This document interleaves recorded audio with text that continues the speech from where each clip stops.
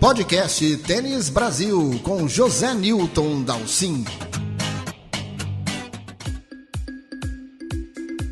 Olá pessoal, bem-vindo a mais um podcast de Tênis Brasil, discutindo aí os principais assuntos do tênis nacional e internacional.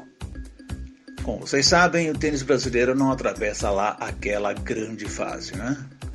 Aí no US Open acabamos de participar de uma maneira bem discreta, né? Até mesmo nas duplas nós não tivemos uma grande campanha. Os juvenis, que ano passado o Thiago Wilde chegou ao título, desta vez sequer passaram na primeira rodada. Então eu acho que é um bom momento para nós discutirmos soluções alternativas para o tênis brasileiro voltar a crescer. Por isso convidamos dois personagens nacionais que estão trabalhando fora do Brasil: Léo Azevedo e Rodrigo Nascimento. E com os dois nós queremos saber quais melhores caminhos daqui para frente. O nosso primeiro convidado é Léo Azevedo. Léo, muito obrigado por estar participando aqui do podcast Tênis Brasil. Eu queria que, primeiro de tudo, você fizesse para a gente um resuminho da sua vasta experiência internacional. Você começou a trabalhar aqui no Brasil já com vários tenistas de qualidade, depois você esteve nos Estados Unidos, na Espanha e agora está no Reino Unido. Obrigado pela tua presença e conta um pouquinho para a gente. Bom, primeiramente, boa noite. Minha experiência fora do Brasil, no Brasil, saí do Brasil em 2003, trabalhei na academia do Juan Carlos Ferreiro, na Elite, de 2003 até o começo de 2006, trabalhei com jogadores de nível de Future, depois trabalhei com o Guilherme Garcia Lopes quando ele foi top 100, ajudei um pouco o Ferreiro ali no último ano. Então tenho essa experiência única de ter podido ajudar um pouquinho o Ferreiro em algumas situações.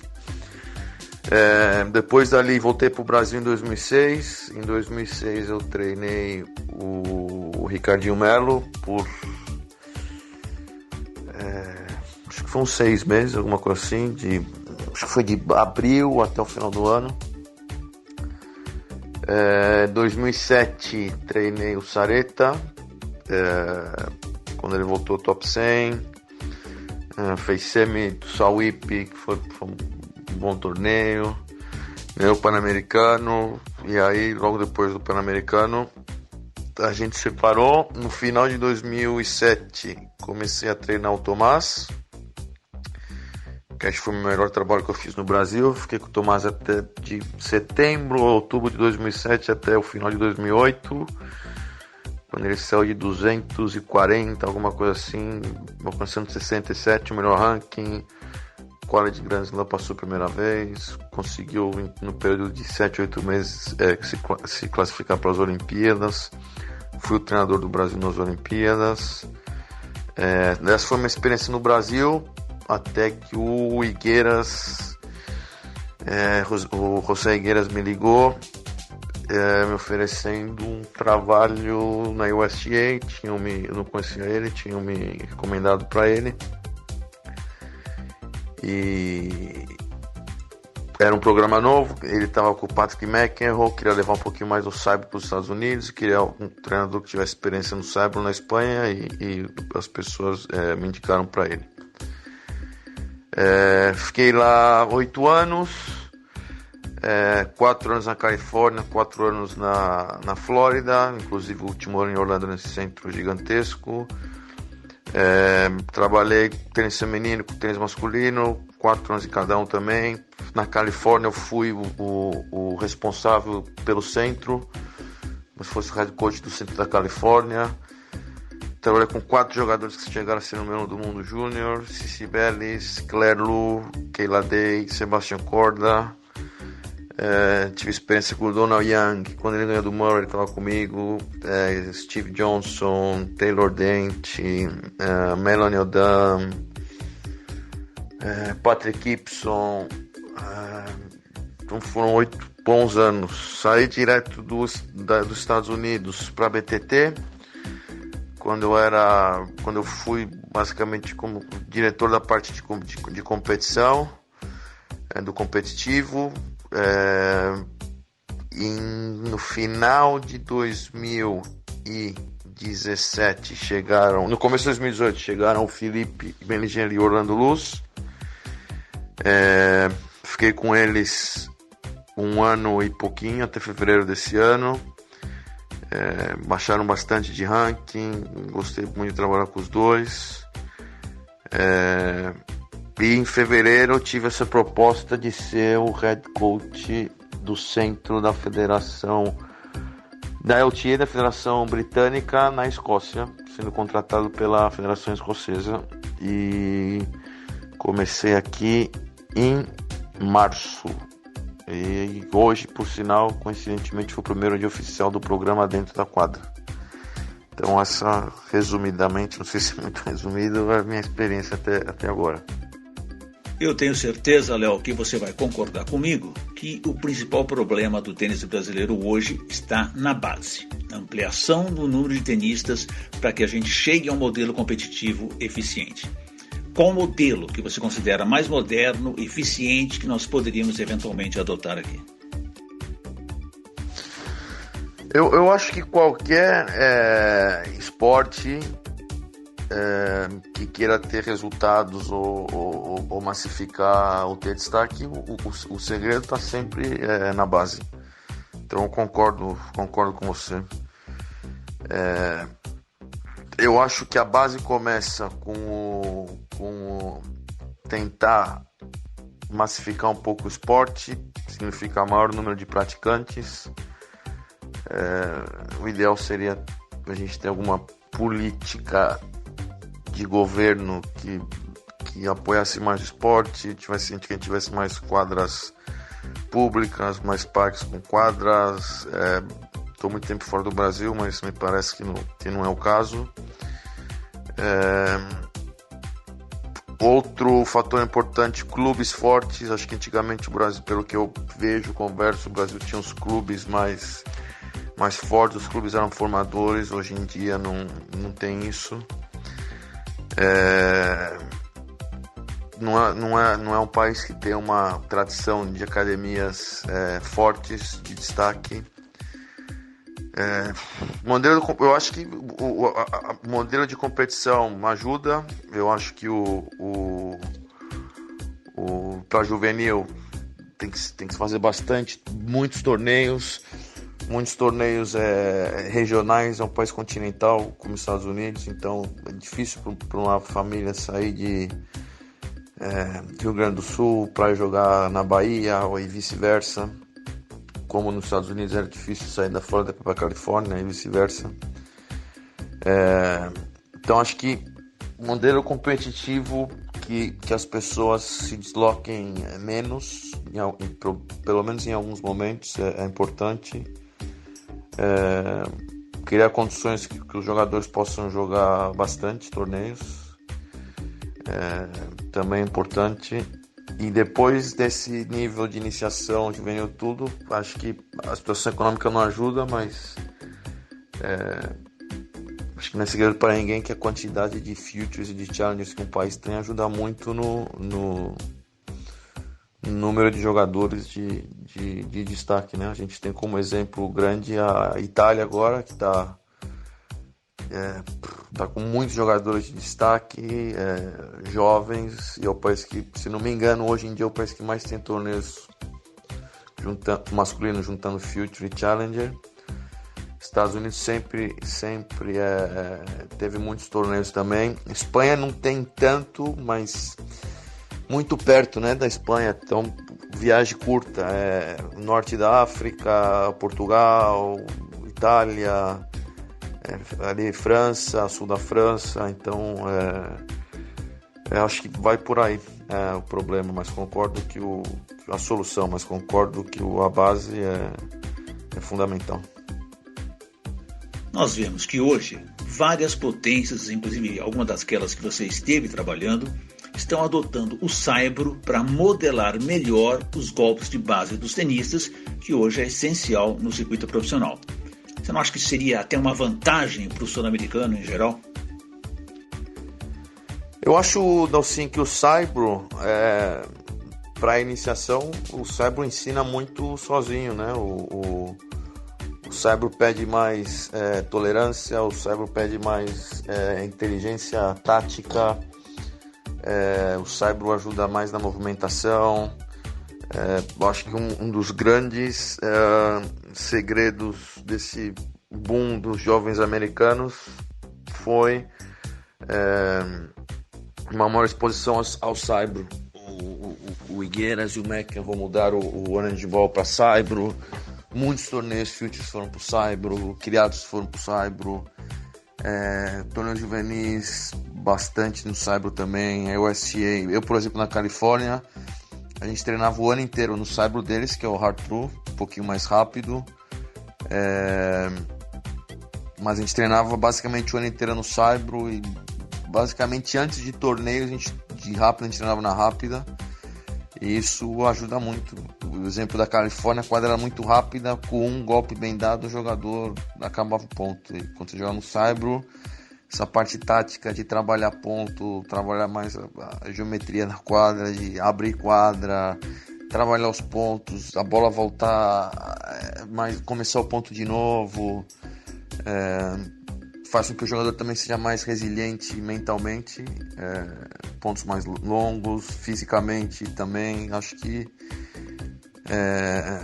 mais do que os golpes em si, a parte tática e a parte mental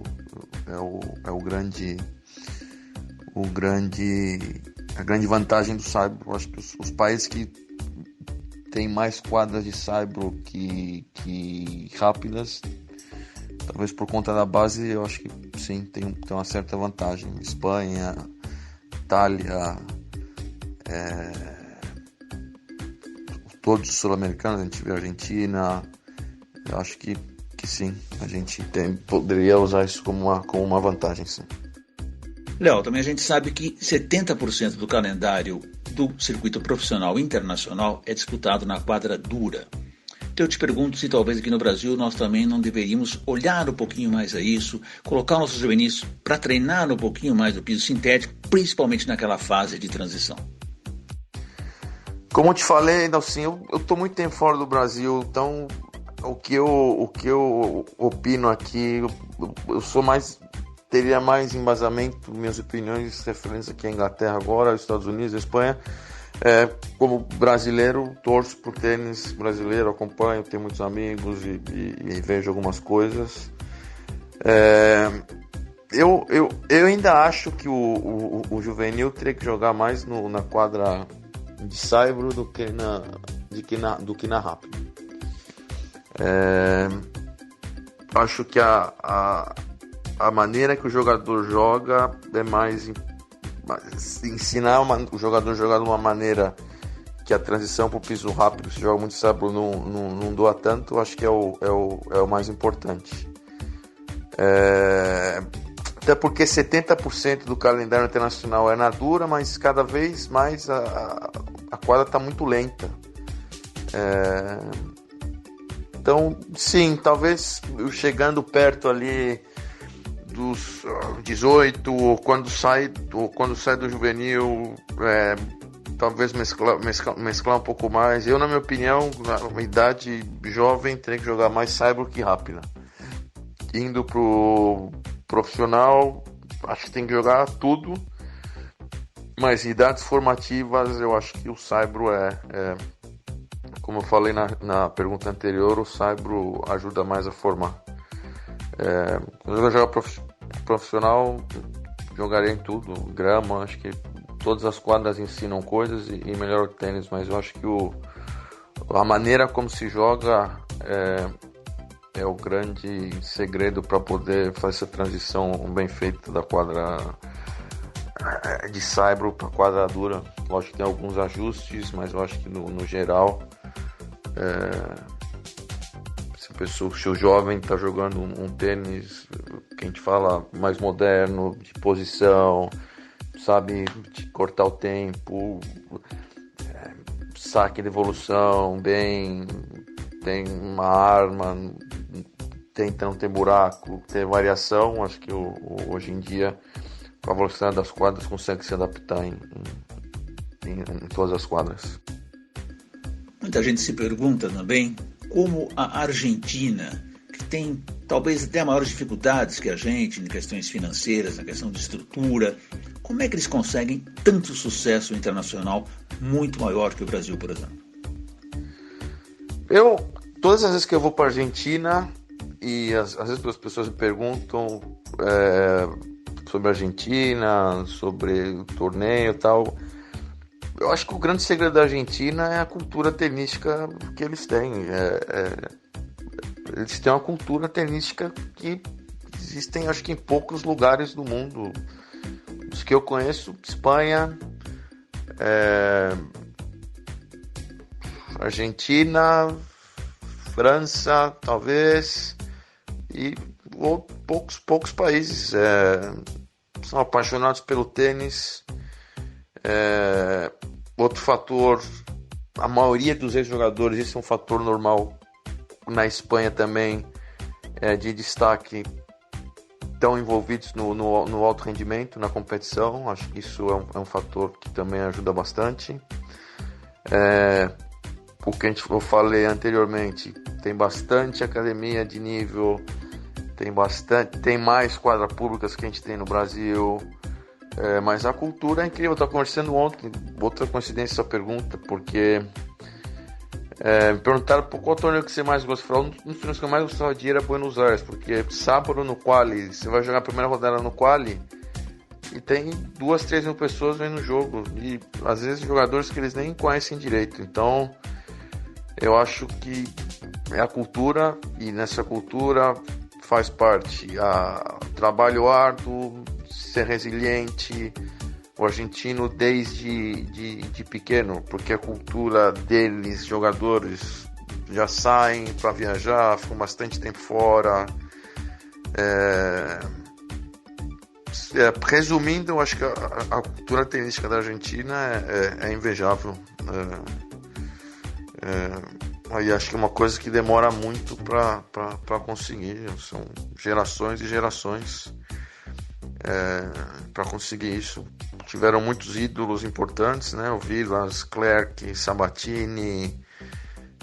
Depois teve uma geração dourada ali importante de Gaudio, Coria, Nabaldian, agora Del Potro. Então acho que é uma mescla de tudo, mas eu dou os méritos para a Argentina pela parte da cultura tenística que eles têm e que eles conseguem inculcar desde do menininho que começa a jogar até o profissional. Essa seria a minha explicação. Léo Azevedo, quero agradecer demais a sua participação aqui no podcast Tênis Brasil, desejar aí mais sucesso ainda para você agora no seu trabalho na Escócia e deixar o canal aberto para a gente continue aí sempre trocando figurinhas e trazendo as suas importantes experiências internacionais. Grande abraço para você. Dalcin, obrigado você pelo convite em participar do podcast do Tênis Brasil. Sempre um prazer falar com você. Espero que tenha gostado e que as pessoas que ouçam gostem também. Tá bom? Obrigado, um abraço a todos. O podcast Tênis Brasil também recebe aqui Rodrigo Nascimento, um brasileiro que está radicado nos Estados Unidos há muitos anos, tem feito um grande trabalho por lá. Rodrigo, ante tudo, obrigado pela sua presença aqui no podcast. Primeiro, conta um pouquinho aqui para o pessoal, para os nossos internautas, a sua carreira, a sua vasta experiência aí nos Estados Unidos. Olá, Tênis Brasil. Olá, Zé. Muito obrigado pelo convite. Sempre um prazer poder falar contigo, especialmente quando envolve qualquer coisa que possa ajudar o tênis brasileiro. Eu estou há 29 anos fora do Brasil. Eu vim com meus pais quando eu tinha 13. E eu joguei juvenil, joguei 2 anos de faculdade, tentei jogar um pouquinho de profissional e vi que não ia dar certo, e comecei logo eu voltei para Orlando e comecei a dar aula no clube onde eu treinava de garoto. E aí nesse meio tempo eu reencontrei com pessoas grandes do tênis, e aí começaram a me ajudar, viram o meu esforço, o meu potencial. e começaram a me ajudar, e logo no começo eu viajei com a Mônica Seles, daí foi indo. Bethany Merrick, Aissam Qureshi, Gilles Mueller, Paul Capdeville, o Jesse Levine, bastante juvenis que cresceram, que acabaram indo para a faculdade, alguns profissionais. Há um mês atrás eu tive a oportunidade de viajar com a Sloane Stephens, que estava número 8 do mundo. Isso foi bastante importante também para o momento que eu estou vivendo agora. Então no tênis eu tenho essa experiência. Tive 3 academias já nesse tempo todo, e estou recomeçando uma outra agora nova. Eu terminei um longo projeto com a minha ex-sócia, terminamos muito bem, uma amizade muito bacana, e eu estou fazendo o meu trabalho sozinho agora, e vou recomeçar uma outra academia. Rodrigo, a gente sabe que a grande necessidade do tênis brasileiro, mas eu acredito que isso seja também uma tendência mundial, é o trabalho de base, é colocar mais gente na quadra, muito antes até de se pensar no tênis competitivo. Você tem sugestões? Como é que o tênis brasileiro poderia aumentar o seu trabalho de base hoje? Então, Zé, na minha opinião, o Brasil tem muita oportunidade, sim, mas o que falta é estrutura. Eu acho que o que falta é alguém lá em cima no top, a pessoa que tenha conhecimento, que tenha experiência, que consiga estruturar. O Brasil tem tamanho suficiente para ter 4, 5 centros regionais para treinamento. Eu acho que isso seria muito importante, ter um líder que escolha 4, 5 treinadores também, que possa continuar um trabalho e ter espaço para as pessoas poderem ir lá e treinar. Porque você vê aqui nos Estados Unidos tem uma entidade gigantesca, mas é uma entidade também que não fez muitos campeões. Então eles têm os seus problemas também. Os campeões que saíram dos Estados Unidos aqui foram feitos por academias, por coaches privados. Então tem os prós e contras em todos os lugares. Então, focado no Brasil hoje, pelo que eu vi nesses últimos 29 anos que eu estou fora, eu acho que a primeira coisa que seria interessante é ver eles escolherem uma pessoa e essa pessoa começar a botar ordem no lugar. Tocou num ponto em que se discute muito aqui no Brasil, isso há anos, né? Que é a questão do Centro Nacional de Treinamento, que se pensou iria ficar ali no Centro Olímpico, construído lá no Rio de Janeiro. Isso acabou não acontecendo por uma questão de estrutura financeira, mas eu acho que a existência do centro de treinamento, como você falou, regionais e um nacional, é uma necessidade enorme, e a gente pode pegar muito bem o exemplo do Canadá, que acaba justamente, ele montou calmamente esse centro nacional, construiu durante anos, e hoje tem essa quantidade gigantesca de jogadores de alta qualidade. Você não acha que é esse exatamente o modelo a se seguir? Sim, Zé. E é praticamente isso que o Canadá fez. Eles mudaram, reestruturaram tudo, usaram o dinheiro deles para trazer uma pessoa, e essa pessoa foi estruturando os técnicos, colocando nos centros regionais, e deu nisso. Os jogadores começaram a crescer. E é isso que a gente estava falando, que tem que fazer no Brasil. Abrir as portas para a molecada, porque daí você vai ter a CBT que vai estar estruturando e as academias também. Então, automaticamente o tênis vai crescer. Acredita que, de alguma forma, esse modelo escolar e universitário norte-americano seria adaptável aqui ao tênis brasileiro? Eu acredito que tem que tentar. Se vai funcionar ou não, não sabemos.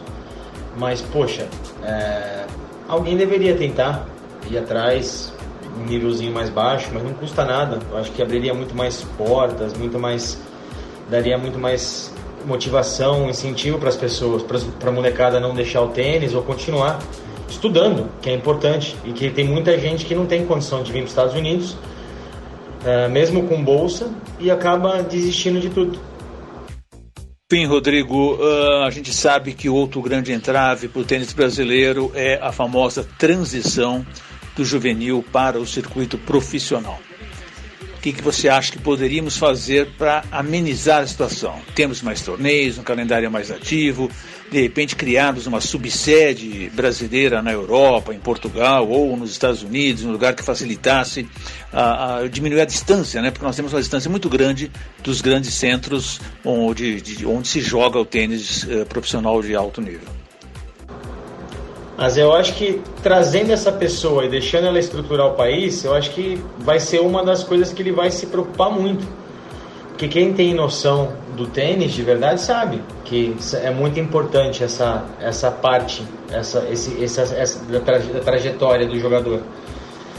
Porque com 16, 17, 18, o jogador já tem que estar em mente se ele vai para a faculdade, se ele vai jogar profissional. Então, eu acho que o que ajudaria mesmo é estruturar no Brasil. Não precisa sair fora agora. Eu acho que deveria criar uma identidade, uma cultura aí para isso, né? Esse seria o ideal, minha opinião. Rodrigo Nascimento, quero agradecer demais a sua participação aqui no podcast do Tênis Brasil, desejar muito sucesso para você por aí, e nos colocamos à disposição aqui sempre para que você divulgue o seu trabalho, as suas ideias aqui para nós. Obrigado e um grande abraço para você. Zé, podcast Tênis Brasil, eu quem agradeço, é sempre um prazer, é muito bom estar em contato com vocês. A hora que precisar, estamos por aqui. Muito obrigado e sucesso também para vocês. Este foi o podcast Tênis Brasil com José Newton Dalcin.